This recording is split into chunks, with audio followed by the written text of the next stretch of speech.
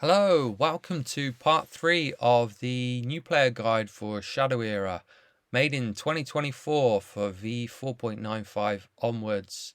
So if you've not seen parts 1 and 2, I do highly recommend it because I cover things like basic gameplay overview, making an account, how to install it, how to open booster packs, how to update your deck, how to do multiplayer games, how to chat in game, all of those kind of things. I cover how to get some freebies. Well worth looking at. Part 3 now, we're getting more advanced. So if you've not seen 1 and 2, I highly recommend 1 and 2 before you move on with 3. But I will assume you have watched 1 and 2, and we're now going to proceed, and we're going to check out the campaign briefly. I'm going to tell you about the best score leaderboard, which is how you can earn accolades and prizes every month, and we'll talk about guilds and a few other things. So let's get stuck in. I will just make myself smaller in the corner now, and away we go. This is the account that I used in parts 1 and 2. Let's start with campaign then. So for each of the first 10 heroes, there is a campaign that starts off in a very easy way. You don't even attack a hero. It's a very gentle introduction. So there's some dialogue as well at the start, which you can skip, but I think it does actually help you understand a bit of the lore of the game. So we'll work our way through that. In fact, I'll hide myself so you can read it on the screen. All right, here we go then.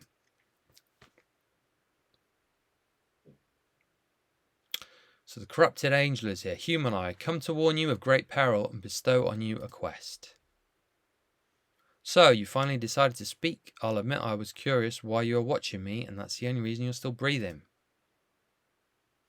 While I think we should both be thankful of that, the peril I speak of is real. It concerns your crystal. My crystal? You have been watching closely. Very closely. I saw you find it, I saw what you did with it, and I saw you need some guidance, which is why I'm here. How could you possibly guide me? I think you greatly underestimate me, lad, when I know a great deal more than you about Baylor and that crystal. Did you know we're about to be attacked? So every mission starts with a bit of dialogue, and then we go into the confrontation. And the first missions for all of the first 10 heroes are very easy. I don't even think you have heroes on the board. Anyway, back to the dialogue. It seems your crystal is already attracting other beings. We must fend them off together, if you insist. So a bit of background on the game. So all of these heroes, they all have a shadow crystal. That's what gives them the power. And by holding the shadow crystal, they build up shadow energy. The shadow energy is a kind of dark, negative energy that has been growing underground in the world of Baylor for some time. So it's a very peaceful world, but to try and maintain balance in the world, negativity had to go somewhere. It grew into these crystals. Now, when the crystals get found and you use that power, you can do amazing things. Like she can target an opposing ally with 3 ice damage and freeze them. The problem is that release of negative energy, that using of negative energy causes an imbalance. And the more you use the crystals, the more imbalance there is. And that eventually leads to the fabric of the universe breaking and these things called shadow gates open. So this is they're different worlds, shadow worlds, and then beings from those shadow worlds enter. The more you use the crystals, the more the doors open up, the gates open up, and more shadow beings flow in. Now, this is right at the start of the saga, where the heroes have only just found their crystal. They've only just got it. How did they find it? They followed the call, the voice in their head that told them where to go and find it. The corrupted angel has shown up and said, hey, you should use your crystal. Crystals attract other beings. If they're on your side, they'll come to your aid. If they are wild animals or maybe dodgy individuals like outlaws, they'll come and try and attack you. So in this case, we've got some wild creatures coming to try and get the crystal. That's what's happening here. So as with the other games you've already seen, we need to sacrifice a card before we can do anything. And we've got a 1-cost thing that can draw cards. Because both of these have only just hit the board, they've not been readied yet, so your characters get readied at the end of your turn. When I hit end turn, she now becomes readied. Your items as well, so activating an item, you can only do that once per turn, and then it gets readied at the end. So let's get rid of him, and let's drop down that one. And now we can attack into the treetop spider. Remembering that the goal here was to last for 5 turns. We'll only do one mission here. And then, actually, I can reveal myself again. Hello, I'm back. So, yeah, we'll just do the one, just to show you the way it works. And you can work through it on your own. Learn the story and go from there. So the first one is meant to be incredibly easy. I mean, these spiders with only 3 health, we've got 3 health here. So we can do this. She's now exhausted. If I draw a card here, you can see that now that's exhausted. But at the end of the turn, he hasn't even got anybody to attack. At the end of the turn, they all get readied. So some games things get readied at the start of a turn, but in Shadow Era they get readied at the end of the turn instead. So that one's become readied. Right, let's drop that down. And let's drop down an Eldon. And it is very much going through the motions here, because these are just going to drop down. There'll probably be 2 drop down soon, because this costs 2. If it sacrifices up to 4, you should be able to drop 2 of those. Let's end the turn. It's designed to be easy for people that possibly have never played a trading card game before. So I appreciate if you know your trading card games, it's probably incredibly simple for you. In which case, it'll be easy to earn the prizes at the end, and you will then be getting toward, and they do get hard. Actually, they do get hard. End turn. Once we've actually reached, did it say turn 5 turns or 6 turns? Gets back to us. We've survived 5. I guess we've got to survive 6. Let's scrap that. Unless you've made a really terrible deck, you're going to be able to get to the end of this. So the opponent now is going to have their 6th turn, and then we would have finished the mission. So I will hide myself here. Aladwin, you were saying my crystals attracting those beasts. What about my allies? Your crystal is calling out to all beings now, far and wide. Those loyal to you will come to lend aid. All others will be aggressive like those animals. I suppose you must be loyal to me, although I do not remember you. I will accept your guidance. Lead the way. Spoiler alert, then. I'll bring myself back here. So, I mean, I was involved in writing the dialogue here, writing the campaign. But what I really love about this is that there was these ordinary humans. There was these shadow crystals that have been growing in the ground for a long time. The world was at peace. They get discovered. Crystals get discovered. There's some backstory there to do with Nishaven and King Rotham, who was building a castle. And when digging in Mount Baelor, I think it's called Mount Baelor, they found the crystals, and they got shared out with these human characters, or maybe they found them thanks to following the call of the crystals. Corrupted Angel shows up and say, "Oh, should use that crystal." Yeah. And she encourages all the humans to use the crystals. And the act of using the crystals makes things worse and worse and worse. So we don't really know what the Corrupted Angel is up to, other than she's corrupted. But she encourages the humans to use the shadow crystals, which is concentrated negative energy. So by using that, it causes an imbalance, which causes shadow gates to open, which then brings through shadow heroes who are trying to come after crystals, and other shadow beings and so on that we've seen in the previous parts of this player guide. So as we follow through each of the human campaigns, we get dialogue in the easy sections, normal and hard. There isn't any dialogue there, so you can just get straight into the action. And there's different rewards. If we go to this one and hit normal, you won't see any dialogue. And in fact, some might start on the board. I think they do. Let's just quickly show you this.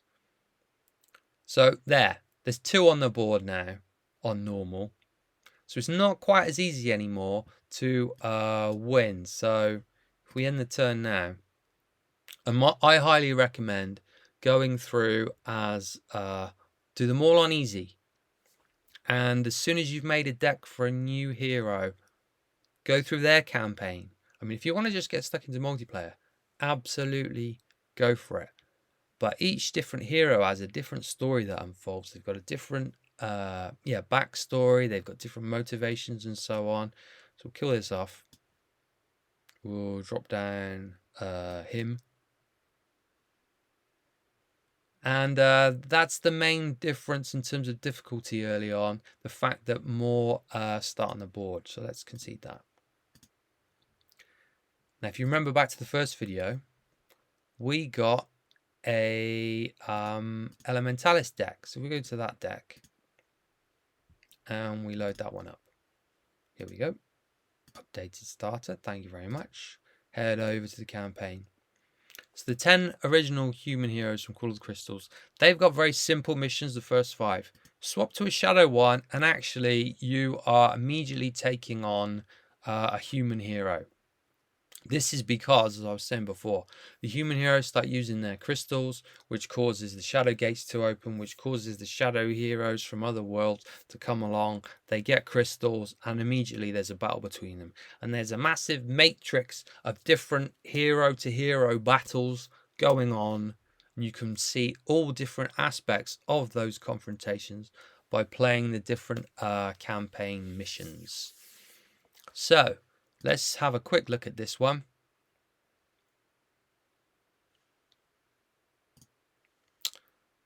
I have endured the storms of millennia following my ascension, surviving the wrath of mightiest celestial foes.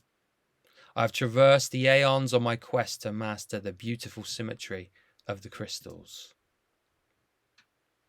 Then you will find my guidance to be invaluable. So this is mysterious man of shadows. One can discover a crystal, but it's the crystal itself that chooses a worthy soul with which to share symmetry. I hold a shadow crystal because I sought one. We ascended are accustomed to seeing the space between atoms, so to us finding anything is inevitable. That is not precisely what I meant. I can see you are an uncompromising entity, a virtue if your apparent longevity is any indication. So the human missions, they've got the corrupted angel guiding them. The first 10 shadow missions, they've got this man of shadows. And his goal is really to kind of harness the power of the shadow heroes and have them unite in an army against the humans. That's his goal. As the campaign progresses, we find that the shadow heroes sometimes face other shadow heroes, and his plans don't exactly go to plan. So I didn't write the shadow campaign, and I think the shadow one's brilliant. I love it. The dialogue's a lot more impressive as well, I think. So anyway, Elementala says, I see you clearly, human. You wield your crystal with great skill, though I cannot fathom your motivations. Because elementals are effectively, they're heartless beings. They're made of energy. They're very cold.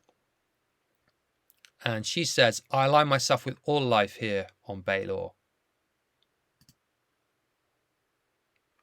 And that alignment will be your undoing. Death has come to you as surely as it will come for those you attempt to protect. You will not quench your thirst with my people, demon. And then we're into the battle. And this is a match where they've got the 40-card deck, you've got a 40-card deck, and it's a proper battle. Now, we won't actually show this in action. Go and play it with whichever hero you got in your free Shadow starter deck. So there's loads to explore in the campaign. If you want, you don't have to.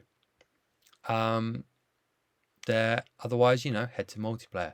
Now let's talk about top score. Let's talk about best score.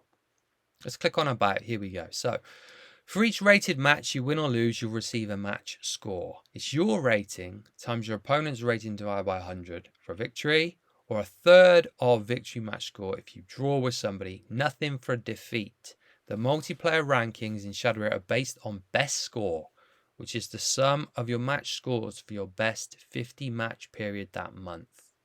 The reason that is so that you can't ever get worse. So ratings are reset as of March 2024. Ratings are reset at the start of every month. Everyone starts at 0 on the 1st of March, 1st of April, and so on. You increase your rating as you beat people. Your score increases as you get wins or draws. Now, after your first 50 games, you're going to have a score total of those 50.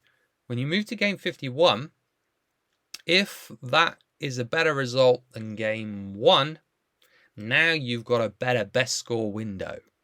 And you keep going, and hopefully you keep beating people at higher rating. You keep improving your win rate. It's kind of like a watermark that goes up. It can never go down. It's your best score.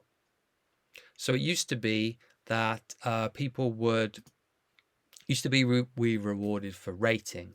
The problem with that is it can go down as you lose, and people would just try and get a high rating, then effectively camp for the rest of the season on that rating, and we had to implement a rating decay and so on. The best score leaderboard, you cannot ever drop lower. So at the start of every month, you have 0 rating, you have 0 score, you play, you get your first 50 under your belt, there's your score. Now you keep playing, and hopefully you get more and more wins. You're playing against people with higher rating. You're trying to raise that watermark, and that's what KAM Bob Way has done. So if we look at him here, his best score is that. His score for the last 50 matches is that. So his score has actually dropped. So his current window has dropped because he's been experimenting. But at one point he had 50 games that were worth a score of this. And this system was invented about 7 years ago to address the fact that people didn't want to play after they got a high rating because they were scared of losing it. This way, go for the best score, and afterwards you can mess about the rest of the month. So yeah, there's nothing to lose really as you go. All you're really losing is a chance to make it even higher. So Bob, he's landed there now, and he can do what he wants really. It's going to be quite hard for Burn to catch up. TJ Inevitable, I don't know if he's currently on his kind of best 50. Let's see. He's been experimenting as well. Sometimes it does take a while to inquire. So his best score is 34328. He's 5th, but actually his score for his last 50 is 29222. He's 2nd in the ratings. He's got 73% win ratio. He's played a lot of games. Yeah, so that is the best score system. You don't get any prizes for rating. You do get prizes for best score at the end of the month. What else did that say here? Meltdowns. Oh, okay. We'll do Meltdown in part 4. I think I'll show you how Meltdown works. I was going to talk about guilds, wasn't I? So let's go back to this. Sorry. Yeah. So people who've got kind of an initial at the start, like KA, RS, TJ. That's because they're guilds. Kyle and Assassin, Rising Sun. Team Juggernauts. Who else we've got? XY, I forget what that stands for. Set is Shadow Era Titans. A1 is Alliance 1. We've got any others down here. ROK, I forget what that stands for. I think they're Brazilian. Apologies if I forgot that. Another A1 there. People without kind of one of those at the start, they're probably not in a guild. And by joining a guild, what you do is you can probably chat with them on Discord or Telegram or wherever else they chat, WhatsApp, share decks with them, they'll mentor you. Highly recommend getting into a guild if you really want to get absorbed into the game and improve very quickly. They'll take you under their wing, and they'll help you get cards. They might send you shadow crystals and so on. Yeah, so guilds are a really great aspect of the game. There's people who've known each other for a decade or more thanks to being in a guild. They may have stopped playing the game, but they're still friends afterwards. Yeah, so guilds are great. Don't forget to chat over here. This is mirrored in Telegram. So you type in Telegram, it appears there. You type there, it appears in Telegram. We've also got a Discord, which mirrors in there as well. Yeah, I've hit 20 minutes now. Hopefully this has been useful and you're really keen to keep playing the campaign or multiplayer.